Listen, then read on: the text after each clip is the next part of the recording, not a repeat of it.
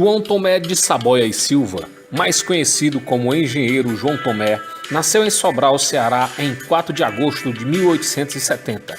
Era filho primogênito do magistrado José Tomé da Silva e de Ana Bem-vinda Figueira de Saboia e Silva, irmão do ex-deputado federal Eduardo Tomé de Saboia e Silva e tio-avô do ex-senador Cide Saboia de Carvalho.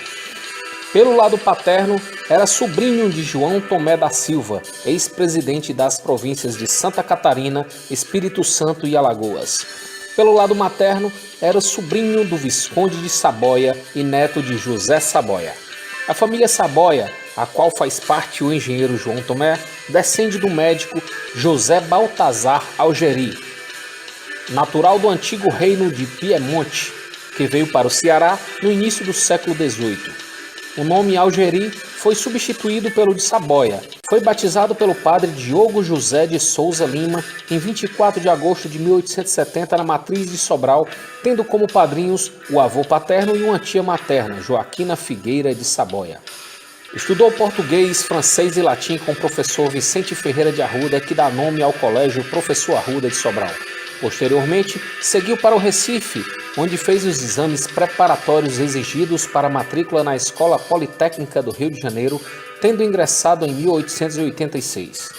Para ajudar no custeio dos seus estudos, submeteu-se a concurso, obtendo o primeiro lugar como praticante da Administração Geral dos Correios.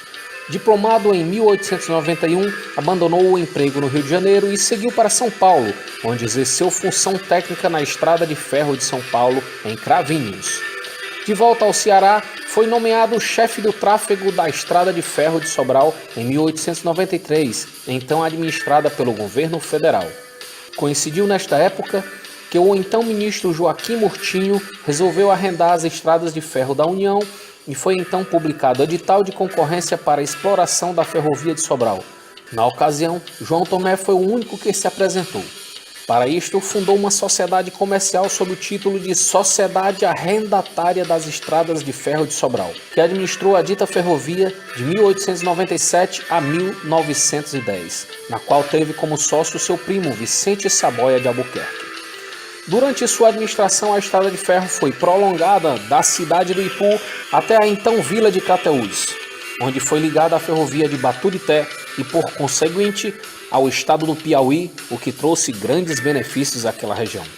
João Tomé casou-se na cidade de Camusim em 1895 com uma prima distante, Angelita Saboia Braga Cavalcante, filha de Umbelina Saboia de Melo e de Antônio Raimundo Braga Cavalcante, irmão do escritor Domingos Olímpio. Foi João Tomé quem encomendou da Europa o primeiro automóvel que chegou ao Ceará. Desembarcado no porto de Camusim em 1907, tratava-se de um Piccolo de fabricação alemã, cuja velocidade máxima era de 45 km por hora. Na ocasião, João Tomé mandou trocar as rodas do veículo para poder vir rodando através dos trilhos da estrada de ferro até Sobral, sua terra natal. Após o governo de Nogueira Acioli como presidente da província do Ceará, dois grandes partidos políticos disputavam o poder, o conservador e o democrata, e o coronelismo impunha seu prestígio à força no interior do estado. Aproximando-se o fim do mandato do coronel Benjamin Barroso, conservador, a animosidade entre os partidos era tamanha que gerou-se um impasse na escolha de seu sucessor. Nisto, surgiu-se a figura do engenheiro João Tomé, sem vínculo com partido algum, logo aceito por todos, tendo assumido o governo em 12 de julho de 1916. Durante os 3 primeiros anos de sua gestão, a conciliação de todos os partidos em torno de si permitiram-lhe que cumprisse integralmente seus propósitos. Dentre suas realizações estão a construção de açudes, poços e estradas, além do financiamento à agricultura. Seu maior empecilho eram as limitações orçamentárias. Chegando ao fim do seu mandato, rompeu-se o equilíbrio político entre os dois partidos, com o envolvimento crescente do governador com os democratas. Sentindo-se marginalizados, os conservadores oficializaram o rompimento com o governo em janeiro de 1919. Some-se a isto a campanha promovida pelos oposicionistas, dentre os quais Edgar Borges, através do jornal Diário do Estado, ficou João Tomé impedido de indicar um candidato de conciliação à sua sucessão. sendo lançadas então as candidaturas de Justiniano de Serpa com o apoio dos democratas e a de Belisário Távora, apresentada pelo Partido Conservador. No último ano, o presidente estadual ainda teve que combater a seca que assolou o estado. Numa tentativa de reverter a situação causada pela estiagem, João Tomé inventou um aparelho que chamou de pistola de volta. A grande população, nada familiar com teorias científicas, trouxeram o instrumento para o anedotário popular com o apelido de máquina chovedeira. Porém, suas experiências com o referido instrumento tiveram que ser interrompidas pela falta de verbas. Após deixar o governo do Ceará, João Tomé candidatou-se ao Senado Federal, tendo sido eleito para substituir a vaga deixada por Pedro Borges, ali permanecendo até o golpe de 1930.